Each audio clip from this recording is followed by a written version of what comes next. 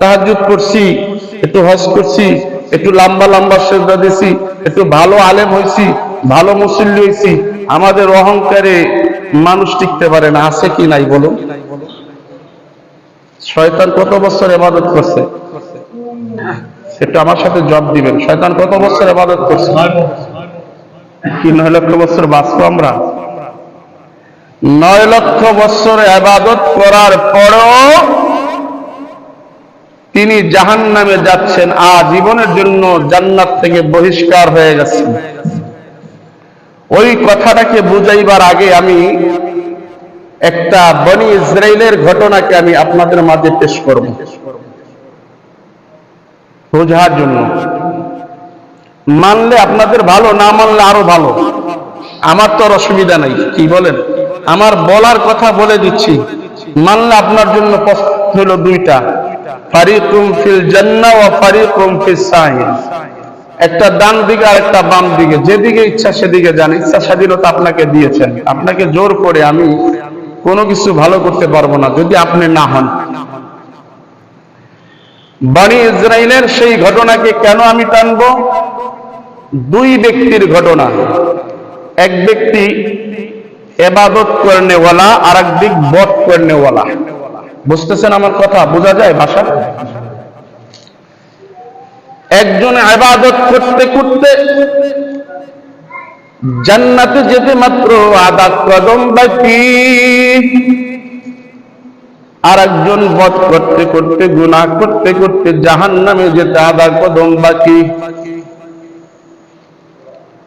স্বাভাবিক আমরা জানি যারা বদ করে তারা জাহান্নামী হয়। এবার আপনাদের মাঝে একটু বেরুয়ার মুসলমানেরা জবান করে বলবেন, জান্নাত জাহান্নামের মালিক কে? কিন্তু আমার বাংলাদেশে কিছু মুসলমান আছে, জান্নাত জাহান্নাম বেচা কিনা হইতেছে। আছে কি নাই বলেন? বোর্ডের মাঝেও জান্নাত জাহান্নাম বেচা কিনা হয়। এমন বক্তাদের মুখ থেকে এই কথাগুলি শুনি যে কবরের প্রশ্নের জবাব বলে এই রাজনীতি সম্পর্কে দিবে। নাউজুবিল্লাহ।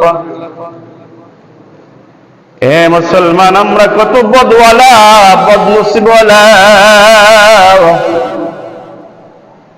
ভালো করে একটু দিলের কানে শোনেন, উপরের কান দিয়া নয়। দিলটাকে নরম করে দেন। আমরা আমাদের ইবাদতের গতি কি? পয়গম্বর ঈসা আলাইহিস সালাতু ওয়াস সালামের জামানার বনি ইসরাইলের দুই ব্যক্তি, এক ব্যক্তির দ্বারা এত ইবাদত, এমন কোন ইবাদত তার দ্বারা হয় নাই, এমন কোন নেক আমল তিনি করে নাই। কিন্তু আর এক ব্যক্তি এমন কোন গুনাহ নাই, তিনি করে নাই। হেদায়েতের মালিক কে? কাকে কখন হেদায়েত দেয় কেউ জানে না। আপনার আমার চোখে ভালো লাগে না, এই জন্য আমি তাকে বলে দেই তুই জাহান্নামী। গুনাহগার ব্যক্তি গুনাহ করতে করতে জাহান্নামে যাইতে মাত্র আধা কদম বাকি। নেককার ব্যক্তি নেক করতে করতে জান্নাতে যাইতে আধা কদম বাকি। কিন্তু নেককারের ভিতরে ছিল অহংকার। এই অহংকার থাকার কারণে ওই বদকার জান্নাতে যায় নাই, জাহান্নামে গেছে। কেমনে গেল? কেমনে? আল্লাহর পয়গম্বর ঈসা আলাইহিস সালাতু ওয়াস সালাম পথ দিয়ে হাঁটতেছেন। বদকার ব্যক্তি দিলের ভিতরে কৌতূহল জাগলো, আহা, আমার জীবনটা শুধু গুনার গুনাহ, না জানি কখন আজরাইল এসে হাজির হয়ে যায় জানা নাই। আমি এই গুনাহ নিয়ে যদি কবরে যাই, কবরের আযাব সহ্য করার মতো না রে বাবা। দুনিয়ার একটা সাপে কামড় দিলে মানুষ বাঁচার জন্য ওজার কাছে যায়, ডাক্তারের কাছে যায়। একটিবার তো চিন্তা করছেন হাদিস আছে যে কবরে একটা নয়, দুইটা নয়, 99টা সাপ থাকবে। ওই 99টা সাপ জমিনে যদি একটু বিষাক্ত কিছু ছেড়ে দিত, এই পৃথিবীটা শুধু বাংলাদেশ নয়, পৃথিবীটা বিষাক্ত হয়ে যাইত, মানুষগুলি মারা যাইত। আল্লাহু আকবার বলেন।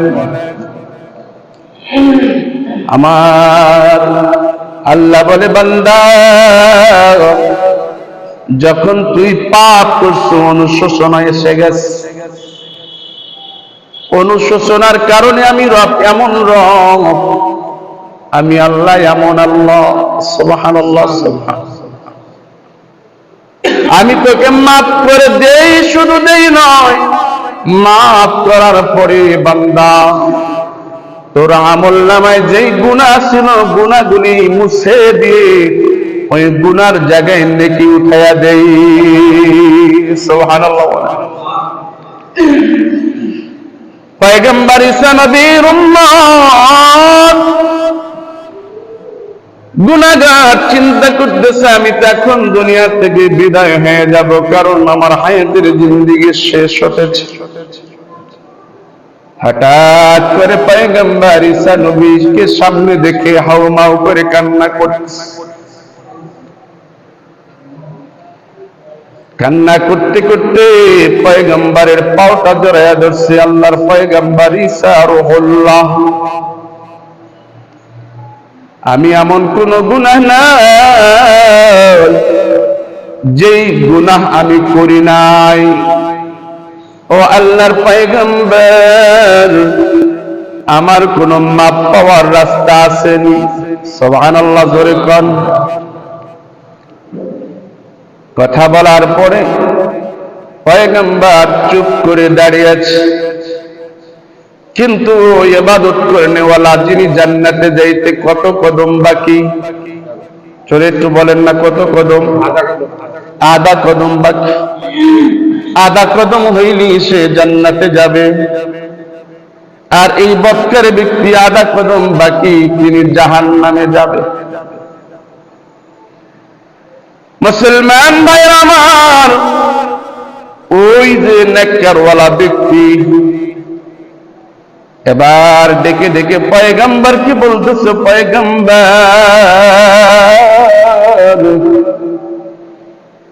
আপনি এমন এক ব্যক্তির কাছে দাঁড়াইলেন, এমন একটি ব্যক্তির সঙ্গে কথা বলতেছেন,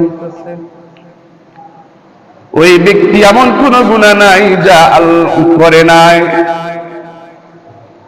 এই কথা বলার পরে শুধু একটু বললি তো ক্ষান্ত হইতো। অহংকারের লেশ এমন ঢুকছে, কারণ ইবাদত কইরা জান্নাতে যাবে এটা নিশ্চিত। সব ইবাদত তার, যার ফলে ভিতরে অহংকার ঢুকছে।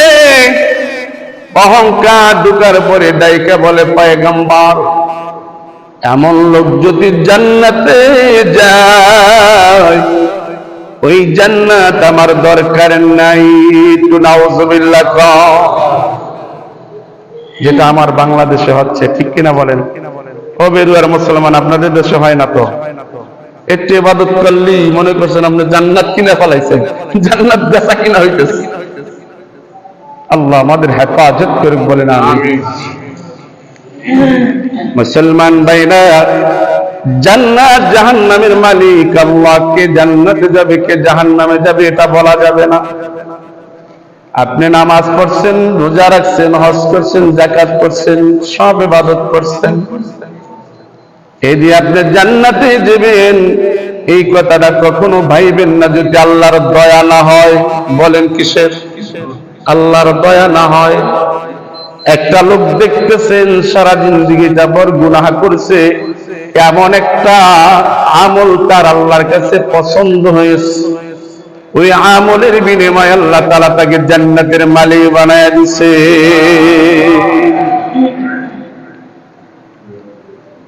মুসলমান ভাইরা আমার, ওই জান্নাতি ব্যক্তি যখন এই কথা বলল,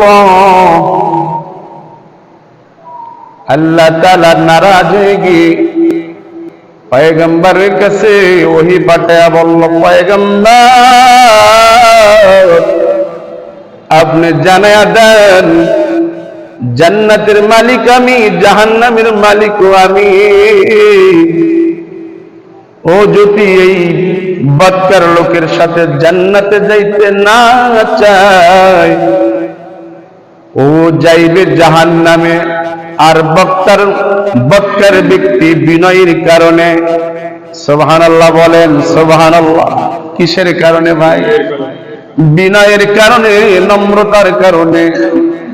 যখন লা তাকনাতু মির রাহমাতিল্লাহ ইন্নাল্লাহা ইয়াগফিরুদ যুনুবা জামিআ। আল্লাহ বলে আমার রহমতের কাছে যখন ঈশা মাথাটাকে কেউ নত কইরা তুবু ইলাল্লাহ তাওবাতান নাসুহা, খাঁটি দিলে তওবা করে যখন আমি মালিককে একটা ডাক দেয়, আমি মালিক সব কিছু ভুলে গিয়া তাকে বুকে জড়ায় নেই। সুবহানাল্লাহ।